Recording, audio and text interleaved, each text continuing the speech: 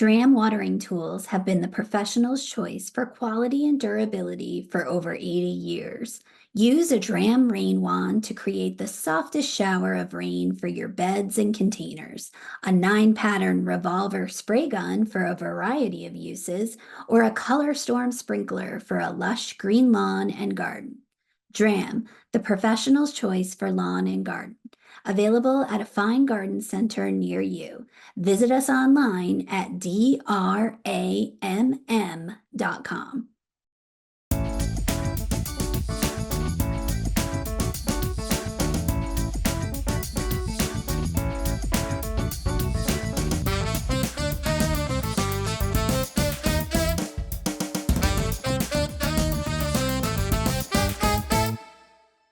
Hello and welcome to a very special episode of Let's Argue About Plants, the podcast for people who love plants. But not always the same ones. I'm Carol Collins. I'm Associate Editor at Fine Gardening Magazine. And I'm Danielle Sherry. I'm the Executive Editor of Fine Gardening Magazine.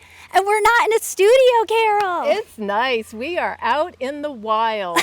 The wilds of the New England Botanical Garden at Tower Hill. Is it botanic or botanical? I think it's the New England Botanic Garden at Tower Hill in Boylston, Massachusetts, and we are here at probably the pinnacle of spring. I mean, it is absolutely beautiful here, you guys. We're gonna go and seek out some amazing plants that are just looking so spectacular. Carol, what did you see when you first arrived that you were just like, oh my gosh? All the school children. That's what I saw. There are a lot of kids out here, and I think that is so great. The young people are seeing this garden at the peak of spring, and yeah, they are so excited, just like we are. What did you see? I mean, Carol focused on a really positive, happy rainbow moment. I was like, look at that tree peony. That's amazing.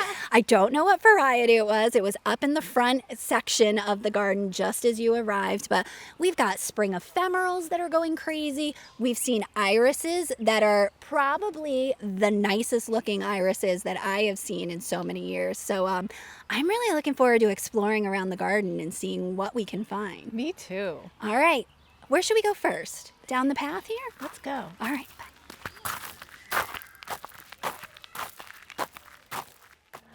All right, we have gone into the native plant section, Carol, which is really exciting. We've picked out some spring ephemerals. We saw some amazing Christmas ferns, a few false podophyllums in here that I saw, a little bit of geranium too, I think some geranium, but we are standing underneath a very impressive tree right now, and this is Magnolia ashii, Ash's magnolia or ash magnolia, and it has gigantic leaves. I mean, when I say that these leaves are the size of my head, I'm not exaggerating, am I? No, they are huge. Some of them are bigger than your head, I would say. It's not in bloom right now, but that's okay. It doesn't have to be in bloom because it's just beautiful. Almost these umbel-like, kind of, I don't know, how would you describe it? It's an umbel placement of the leaves, and it's beautiful because it's in the understory. The light, the dappled light is coming through it. I would say that this is about 30 feet tall, maybe right now, 20? That's a good guess. Okay, yeah. All right. And it's underneath this pine tree, and it's just looking so, so cool. I do not have an Ash's magnolia, do you? I do not have any magnolias, sadly. Oh, so this might be a good option for you. And I am surprised, this has got to be full shade. I'm surprised that you can grow one in full shade. This is definitely full shade, if not, I'm sure even when the leaf canopy above it leaves out even more, it's going to be really, really intense. Yeah. Love this plant. It is a native plant to the southeast and eastern United States as well. Beautiful, smooth, kind of silvery bark to it. And we're going to put a picture of just looking up through the canopy on our show notes. Go to finegardening.com, navigate to the podcast page. You're going to see pictures of all the things and plants and this beautiful botanic garden there. Okay, Danielle, this one stopped us in our tracks. Holy cow. And this is one that you can recognize from a distance, right? Aeschylus parvifolia. Buckeyes. Yes, red Yeah, Ohio Buckeye, I believe. that Yep. sounds right. That sounds right. Let me tell you about this plant because this one looks amazing. I bought one last year and I planted it and I nurtured it through the hottest days of summer last year. Came back this year. I was going to have maybe 5 or 6 blossoms. Overnight, Bambi came, ate all the flower buds. Y'all, I think this is supposed to be a poisonous plant. Oh no. And I think that should have been the end of Bambi, but I don't know. So maybe it was a sacrifice to be made, right? Like you got rid of the deer, but you had to sacrifice the blossoms for 1 year. I think that's worth it. Yeah, well, or they tasted it, they had a very bad night, and they'll never try that again. But just to be on the safe side, I moved my Buckeye to a much more out-of-the-way place, and I really finally, for the first time in my life, am spraying deer spray religiously on the plants that I do not want to have eaten. So I will let you all know how it turns out. But in the meantime, we'll have a picture in the show notes of this perfect specimen. These get pretty tall, like maybe 20 feet tall eventually. Yeah. In the meantime, and what I like about them is they branch really low down. So when you get these flowers, they're right down at human level. And they don't tend to like grow way up to all the ones that you wouldn't see up in the canopy, right? It just covers itself. Definitely. Yeah. Behind the scenes, we had our videographer, Christine, ask, hey, that looks like a hummingbird plant. And yes, the answer absolutely. was correct. Yes, they love the red Buckeye tree. Yes. Just not mine this year. So we're standing in this really interesting spot right now. It's a beautiful woodland planting that's an understory as we're coming out of the native plant section. And I immediately spotted gorgeous Tiarella cordifolia, which is foam flower. This is a gray eastern native plant, has some really gorgeous leaves that almost look like a heuchera. I think they are somewhat related, and just a really nice little kind of duckfoot leaf to it, Kelly green, a splash of red that's in the middle of it. It really does look like a duckfoot to me. I don't know why, but it does. And these cute little bottle brush like flowers that just look sea foamy. They look like little foamy brushes, like, you know, if you scrub your toothbrush and you get a little bit of foam going on it, that's what it looks like. Now, this Tiarella is intermingled with blue woodland phlox, which is phlox. Hold on, I'm going to give you the credit, Carol, because you came up with it. Phlox divaricata. Yes, and it's just a beautiful phlox. And for those of you who are like, oh, moss phlox subulata is such a dog of a plant because it looks horrible immediately after it blooms, this does not do that. This is a more almost plumbago-like foliage to it. Beautiful penny-sized green glossy leaves. A really beautiful kind of more open, pale bluey purple flower to it. A little bit of fragrance as the wind kicks up here. I'm smelling a little bit of fragrance to it. And just a really nice planting with a star that's over here on our left. And what's that star? Because you immediately gravitated towards it, Carol. So this is one that I have at home, and I'll drop a photo in the show notes of mine, but this is Columbine alpina is what the tag says. I got mine as a mix, so it was Columbine, oh goodness, now I'm forgetting, Mecana Giants, I believe. And it had many colors. The blue is what survived. I think the blue is closest to the straight species. And I think, but I am not 100% sure, I'm gonna have to look this up when I get home. I think it's a European species. It's something you see in rock gardens. You know, it's something that looks good in a cottage garden. Very good at self-seeding.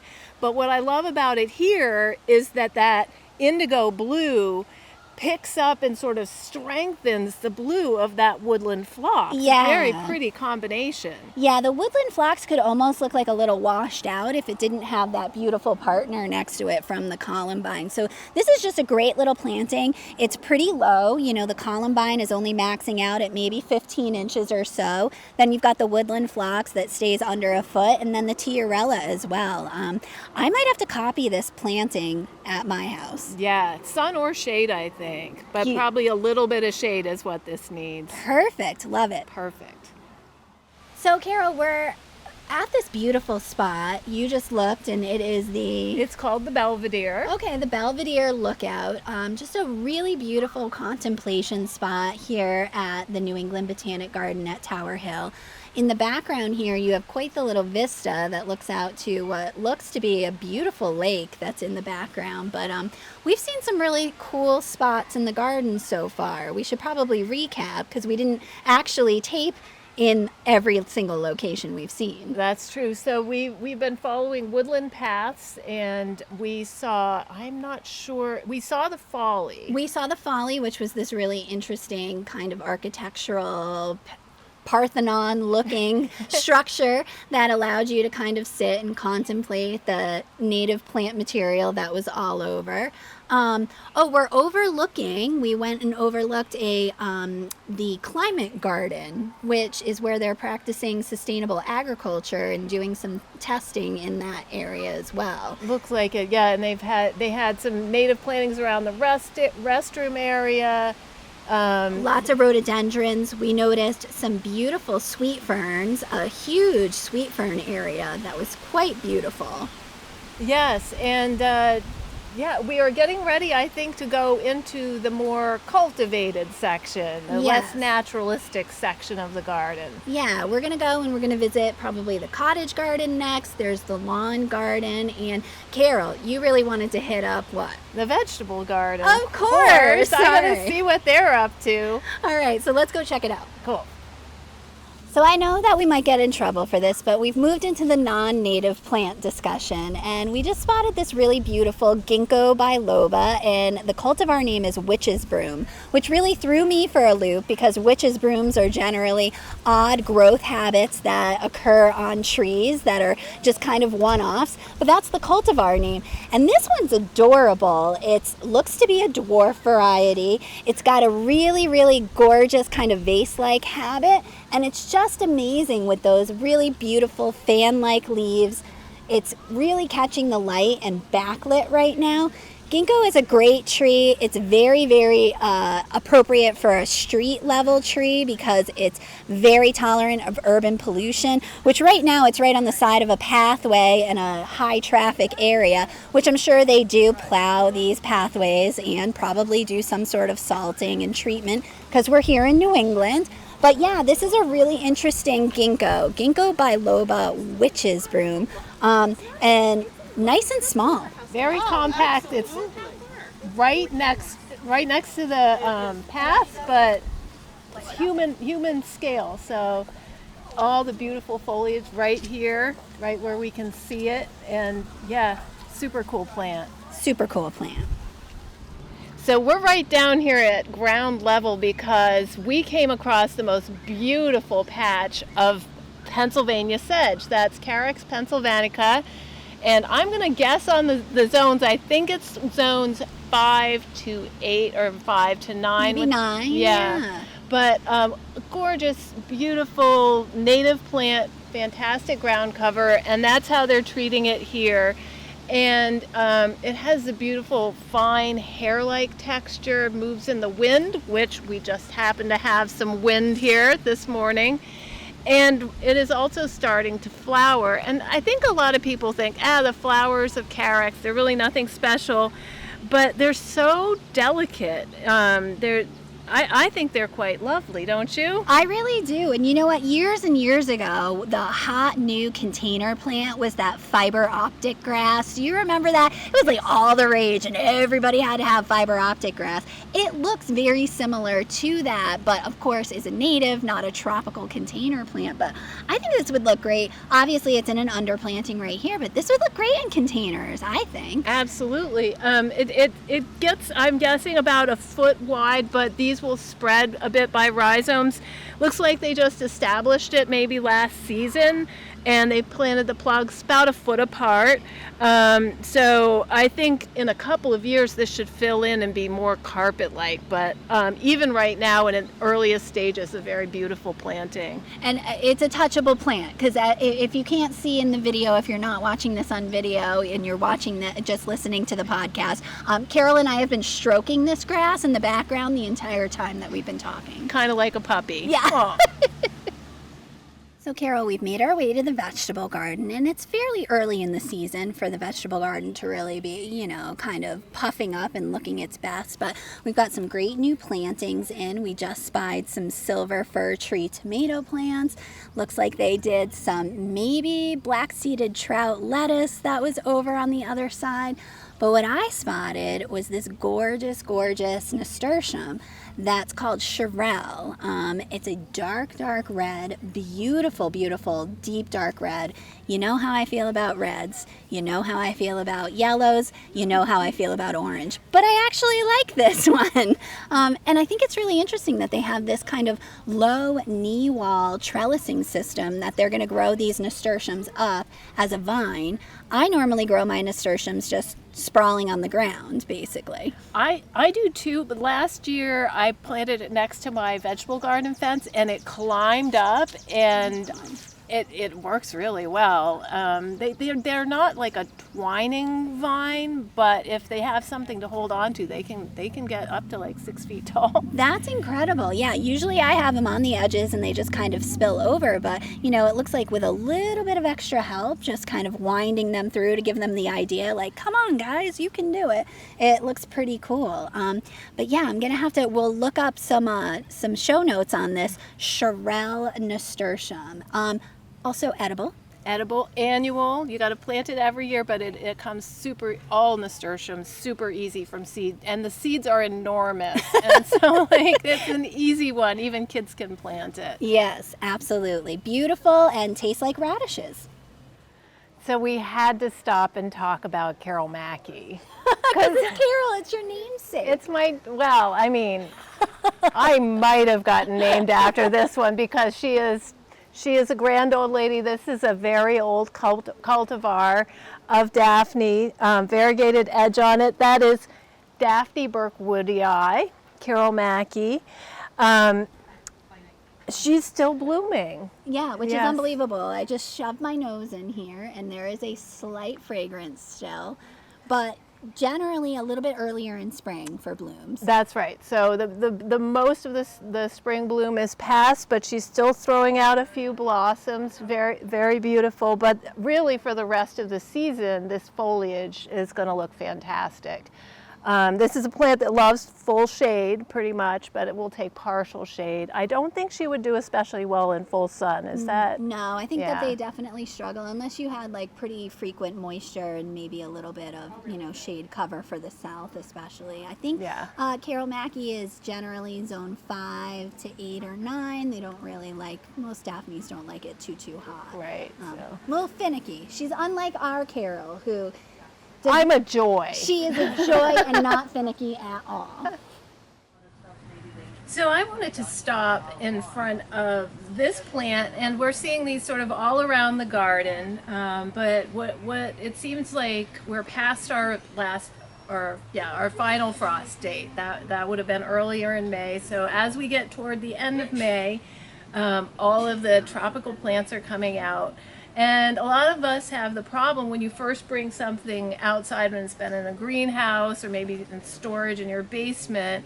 Those first days out in the sun can be absolutely brutal and burn the leaves, and you're basically starting over from scratch. So what they've done is they've taken floating row cover. You might know it as Rime. It's a non-woven, a spun product, and it lets light and air through, but it shelters these leaves from the harsh sunlight that they would be getting out on this beautiful, beautiful sunny day.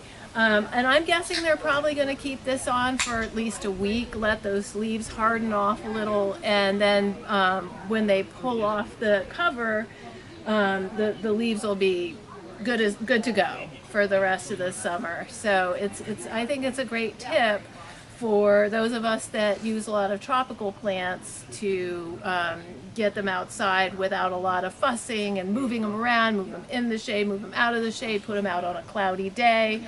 You don't have to do any of that if you can just get a little piece of row cover.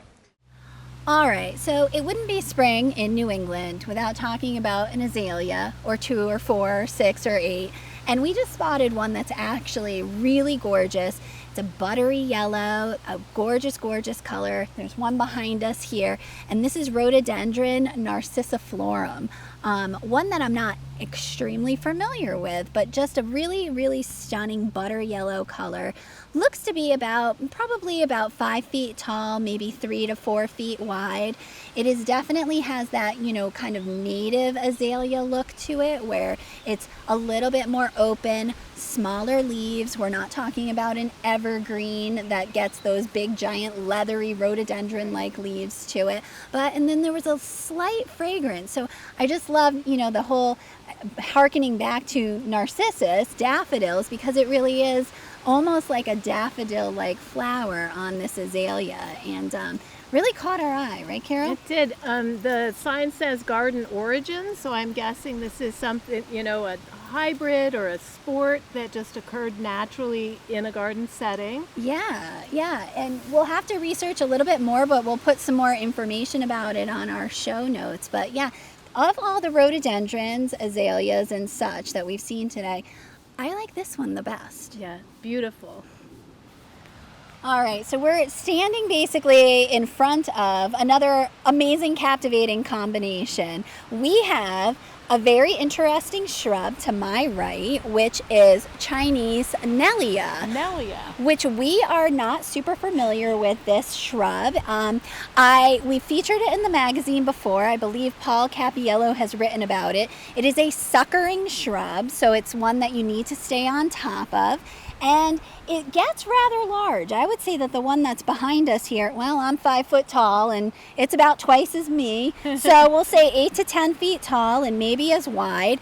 But right now it's got these gorgeous, almost chain-like, small pink flowers that are very gorgeous. And it's really pairing nicely with, Carol, you just went on a reconnaissance mission. Tell us about what you discovered. So it's a rhododendron, scintillation, I believe was what the name was. I had to climb under it to get to the sign. We called security, but they didn't come. And then at our feet, which you might not be able to see in the shot, is a ghost painted fern. Yes. So, Ethereum nipponicum ghost, is that it?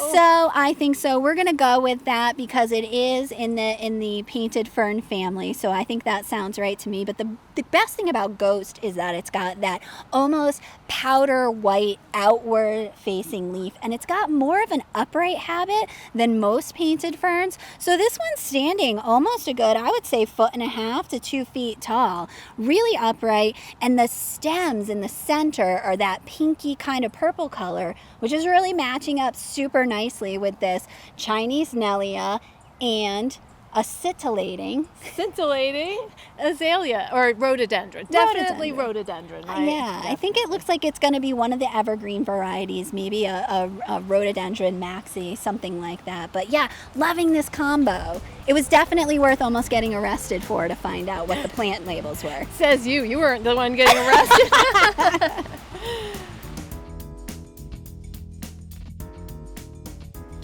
So today's expert testimony is actually the Director of Horticulture here at the New England Botanic Garden at Tower Hill. Would you care to introduce yourself, Mr. Guest? Sure. So my name is Mark Richardson. I'm the Horticulture Director here for New England Botanic Garden at Tower Hill. Nice. And Mark, how many years have you been here at Tower Hill? Almost 6 years. September will be 6 years. Wow. Yeah. What are some of the major changes that you've seen to the garden? Because let me say, Carol and I have both not been here for several years, and big changes when we got out there today. Yeah. It'd probably be easier to talk about what hasn't changed in the last few years because there have been a lot. Obviously the first thing that hits you when you enter the garden is we no longer have a gatehouse. The entry experience used to be you'd stop at the bottom of the driveway, check in with a very friendly person at the gate, and then drive up and enjoy the visit. And we decided about 5 years ago to eliminate the gatehouse and have a much nicer entry experience for folks. We expanded the parking lot, and then losing the gatehouse led to a number of changes in circulation that we're still trying to address somewhat. We closed off a couple of paths that led into the garden from the parking lot, for example, so everyone comes in through the visitor center now. And that's been hard for some of our old-time guests, some of our longest members. We offer free admission to Boylston residents. We're in Boylston, Massachusetts, and Boylston residents are, sometimes still resistant to coming to the building, saying, well, it's free for me to walk around. But it's free, but we still want to attract you. We still want to know that you're here, and we still want to make sure that we accurately, capture everyone that comes to visit us here. Absolutely. So. What would you say, how many people will you see in a given spring peak month? Yeah, so I've been here for almost 6 years, and every single year we've hit our best April ever, minus the COVID year. Every single year has just been more and more growth. More and more people are discovering us. More and more people are coming to visit the garden. And so it really depends. This was the best April we've ever had. We're, nearly at the end of May. I'm sure it's going to be the best May we've ever had. All told, last year we had about 225,000 people visit the garden. So yeah, it's a lot. And I think when I first started, it was around 150, 160,000. So we've seen tremendous growth over the last few years. Has Tower Hill always been the New England Botanic Garden at Tower Hill, or is that new? Nope, that's new as of just a couple of years ago. So we've always been the Worcester County Horticultural Society, and sometimes we have a lot of names, and it's difficult for people to get a grasp on it at times. We're a nonprofit organization that was founded in 1842 as the Worcester County Horticultural Society, and so we've been continuously in existence since then. In 1986, the Horticultural Society bought the property that would become Tower Hill, and it was called Tower Hill Farm at that time.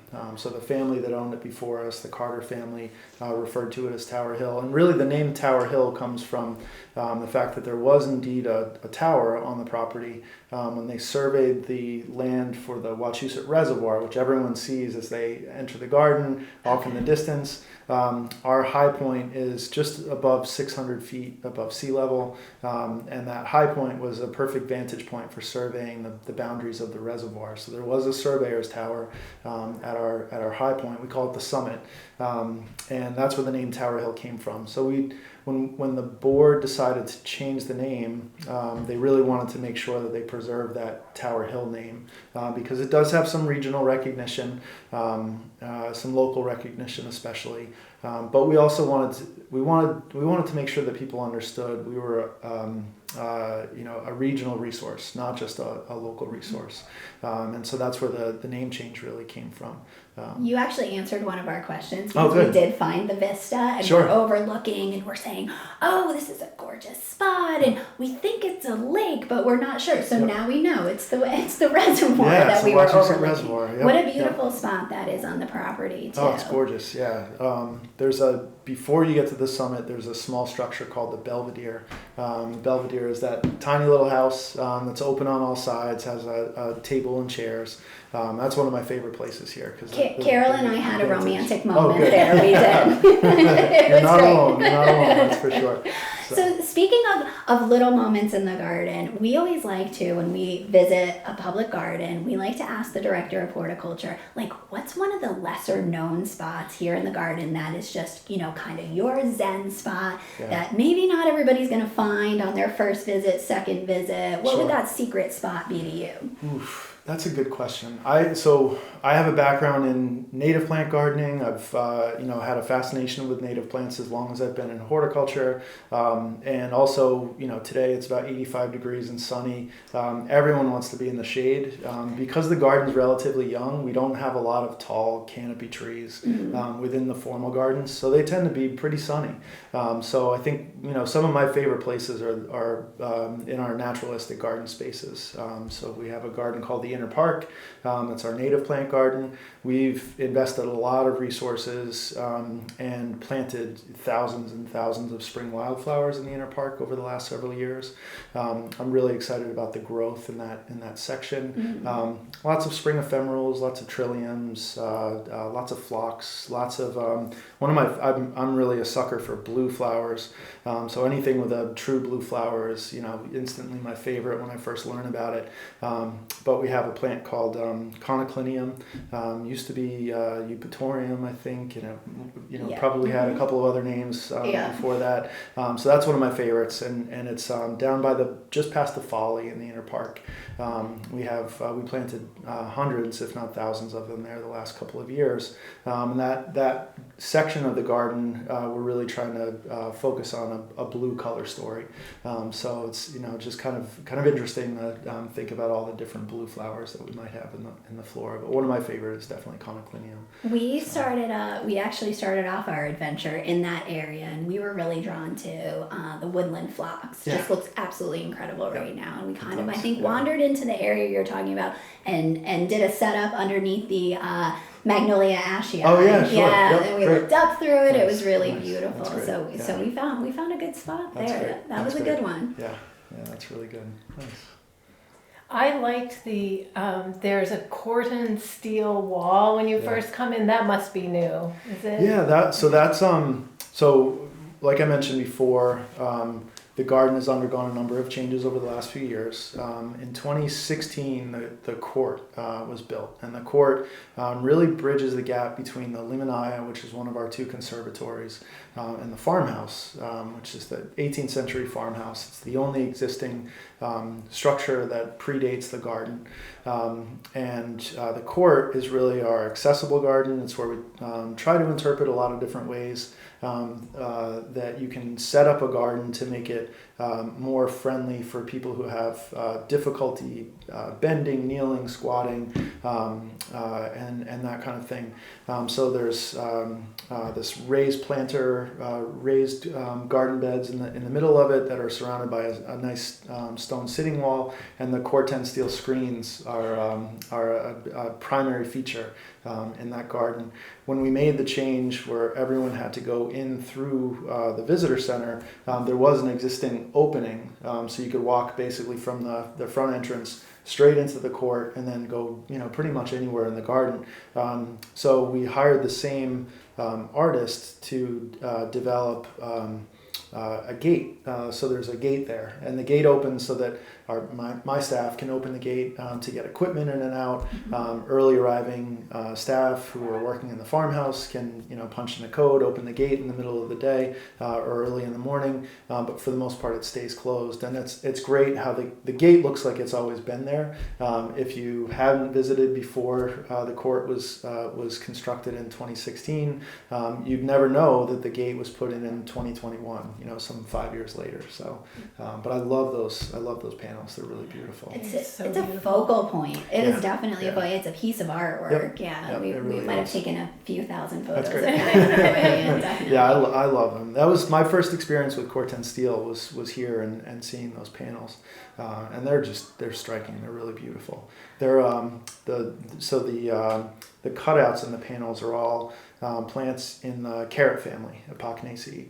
Okay. So if you look closely, you'll recognize some of the flowers that you see. And then the artist also incorporated some native wildlife. So there's some butterflies, There's an American toad. But again, you have to look closely. Now we're going to have to go out and try and find the toad. I mean, Yep. challenge has been laid down. If you want a hint, let me know. We're going to put you on the spot because we saw a Solomon seal that looked like it was on steroids. Sure. Against, I think it was the house that you were talking about. That's the Belvedere. oldest. Okay. Against the farmhouse. Yes, sure. against the Yep. farmhouse. On the back side, to the left of the chimney, it was behind a bunch of guacamole hosta and trillium. Correct, Carol? Yeah, Trillium luteum, right? And I just want to say it was about as tall as me. Oh wow, that's interesting. So what is it? Probably compost. That's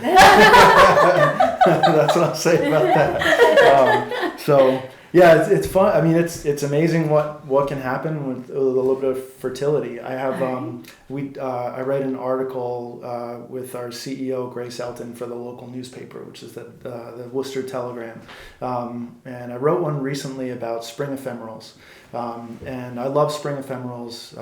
I have a lot of a plant that I call wood poppy, Stylophron neophyllum, growing throughout my garden.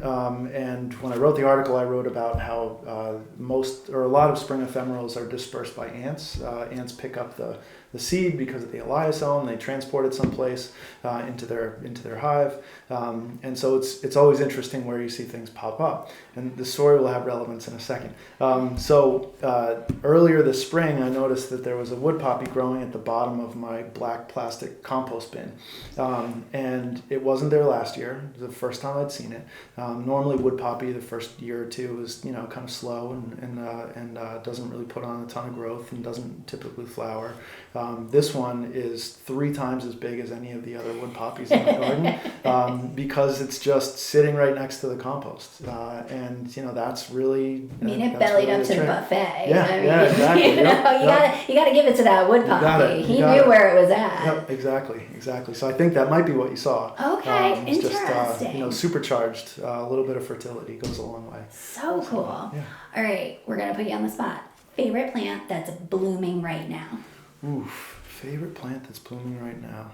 I like really functional plants, and one of my favorites is Pacra. So we've got Pacra obovata, Pacra aurea. Pacra is blooming throughout the garden right now. I love it because it's a mat-forming perennial. I like any mat-forming perennial. Anything that can outcompete weed species is really something that I enjoy. Great yellow flowers in the early part of the spring. I really love before the flowers open how the flower buds are purple. And so it Are they really? Yeah, I don't think I've ever noticed that before. Foliage comes up really purple tinged in the early part of the season, and then those flower buds are really kind of purple at the tips, and then it opens up to this screaming yellow flower. So it just if you catch it at the right time, it's really interesting to see this flower that's just popping up yellow out of a purple flower bud. That's cool. All right, we did see some right on the other side of the. Yeah, there's some. As you're heading towards the foyer, kind of outside of the. Yeah, there might be some over there. regenerative. A couple different places you'll find it. One is as you enter the garden at the bottom of the walkway that takes you up and around the entry pavilion. There's a bunch of Pacra planted at the bottom of that slope, and then also in the in the winter garden, we have a turf area, grassy area. On the east side of that garden that we call the ellipse, and on the back side of the ellipse there's a bunch of Pacra over there. All right, we'll get some photos for listeners. We're going to get them up on the show notes so you'll be able to see this Pacra, which is, if the garden was burning down, which we hope it never does, that is the plant that Mark is rescuing from this garden. If it's May, for if sure. It's May. Let's caveat there. So what is next for the garden? Oof, that's a good question. So we just recently completed phase 1A of our most recent master plan. So the most recent master plan was done in 2016. And phase 1A was the construction of the ramble, the expansion of the parking lot, the new entry experience. And so now we've essentially closed the book on that part of the build out of the garden. The master plan, which was done by Stimson in 2016, has a number of phases, and we're actually in the process right now of determining what the next step is going to be. So as typically happens, you lay out plans and then you complete some of those plans and then you reevaluate. And it's always really important to do that reevaluation.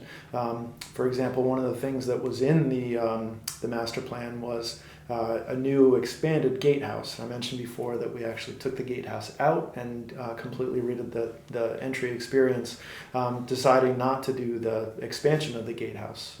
So changes always happen with any master plan. What I'm most excited about, obviously, are the gardens that are envisioned, and building new gardens. If I had all the money in the world, and I could donate it to New England Botanic Garden, I would love to see us build a new conservatory. We have 2 conservatories now. They're primarily used for event space in the summer. So you probably noticed as you were walking through the garden all the ghost plants. The plants covered in rhubarb. Carol actually did a little stand-up, and nice. and we're explaining the purposes of using said remake. Yep, that's great. That's great. Yeah, there are a bunch of school tours here today, and the teacher naturalists who lead the programs always explain what the ghost plants are all about to the kids, and they equate it with sunburn. When you go out and you don't have sunblock on, you might get sunburn. And so that's what the remake is for. It's to protect the plants from sunburn. But we don't really have a ton of plants permanently planted in our conservatories, so that sort of limits us.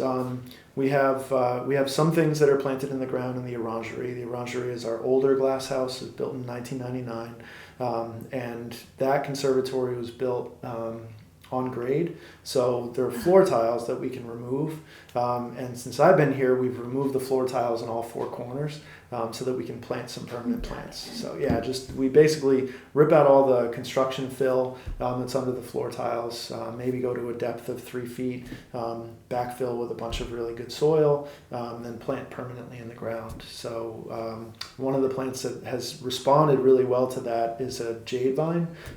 If you're not familiar with jade vine, I'm not. It's a gorgeous plant. I believe it's native to Brazil, although don't quote me on that.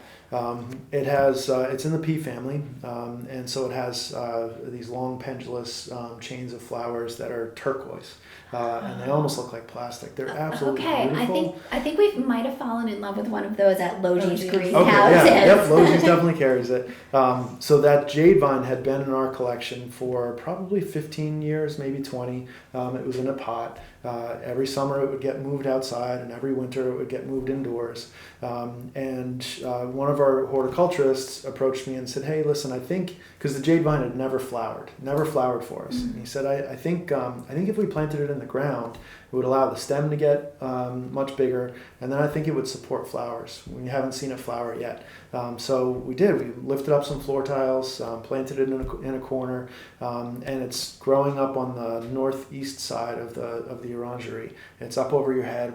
We have to prune it back pretty often because it grows so quickly. And every winter, in conjunction normally with our orchid exhibition, it starts to flower. And the flowers can be, they're 2 feet, 3 feet long. It's just amazing. It's beautiful. I love that plant. And so I think if I was to, if someone dropped $1 billion in our laps, I think my first reaction would be, let's build a new conservatory where we can have a permanent, a permanent collection, a permanent landscape under glass. We're a 4-season garden. We have a ton of visitation over the winter. We've done an orchid exhibition every year since 2020, and that's really drawn in a lot of people. People are just desperate for any connection with nature. I mean, it's New England. Exactly. It's dreary outside, and here's a chance to come inside and check out some really cool plants that you don't normally see. And so I'd love to build a new conservatory. All right. Now, I think that was a good answer. So, okay. For our listeners, if you want to donate some money to them, it's 1-800. No, just kidding. But no, absolutely. We want to encourage people to come and see this as a gem that I don't think, is as widely known outside of our New England stops. So this is definitely a destination garden if you're coming this summer to visit, the Maine coastline, the Connecticut coastline, the Massachusetts coastline. Stop by Tower Hill, New England Botanic Garden at Tower Hill, because this is definitely a gem.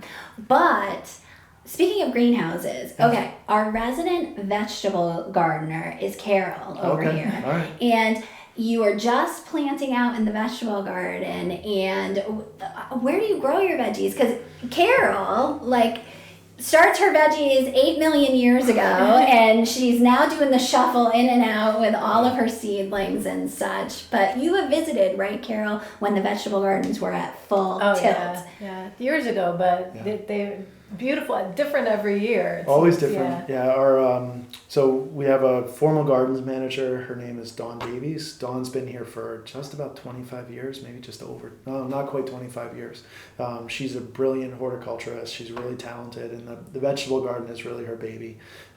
We built a new greenhouse that we call the propagation house, and that was built with some private funding, and then also grant funding from the Stanley Smith Horticultural Trust. We built that in 2019, and that first spring was the first year of the pandemic, and Dawn had that thing just chock full of vegetables, ready to go. Carol, Very first spring. So so we start most of our vegetables in there. She definitely collects seed from the previous year's gardens, but she's just tremendous at sourcing really interesting new varieties that you really haven't seen before. She orders a lot of seed from Europe, and it's always a treat. The vegetable garden is beautiful. It's really productive too. We expanded it. I want to say 3 years ago now. So there's an expansion down the hill. We have a pretty decent herb section now. Also some perennial crops. Some wild strawberries, some normal strawberries, some raspberries, blueberries. There's some weeping persimmons that are I can't wait to see the size that they put on. And that expansion was really Dawn's vision. But the produce, so we harvest vegetables from the vegetable garden. We have a team of volunteers that works with Dawn every Tuesday and every Thursday. They harvest vegetables, and then we donate them to the South Worcester Neighborhood Center, which is a local organization in Worcester. And I think our peak year, we donated about 1,300 pounds of produce that season. That's amazing. Yeah, so we're always really proud to donate to local residents who are in need. And Dawn just does a tremendous job of making that garden look amazing all throughout the season and also be highly productive at the same time. Excellent. Yeah. And is the climate garden, it looked like those are also edible beds? That seems even newer. It is, yeah. The climate garden was just put in, actually just opened last year, and the climate garden is managed by another horticulturist named Bree Culligan. Bree's in charge of the Ramble and the climate garden as well. The climate garden we really use for youth programming. So prior to the construction, the back corner of what's now the parking lot, we had a youth garden that we would use for vegetable gardening programs with school groups. And we do a lot of that now with the climate garden. The general idea behind the climate garden is to showcase different ways that organic or agriculture, organic farming practices can help combat climate change. So ways to sequester carbon. And so it's a lot of crop rotation, using things like biochar, using a lot of organics, and trying to show people that, hey, gardening at home is a great way to sequester carbon, and it's also a great way to produce healthy food. So will they actually use that almost as an outdoor classroom situation? Yeah, that's exactly. Great. So Bree works very closely with our education team, especially the team of staff that we have doing youth programming, they work really well as a team together to plan the garden every season, figure out how they're going to use it for youth programming, and it's great. It's a great partnership. That's amazing. Yeah. Well, Mark, just wanted to thank you for letting us come, on one of the busiest spring days of the entire year. In case anybody knows, we're going to pull back the curtain. We're actually taping this right on Memorial Day weekend. So we said, hey, we want to come during the busiest time when they've got school groups and a wedding going on later. So we really appreciate you letting us come and walk around. And can't wait to see what's next for this garden. That's great. Thank you very much. I really appreciate you coming out.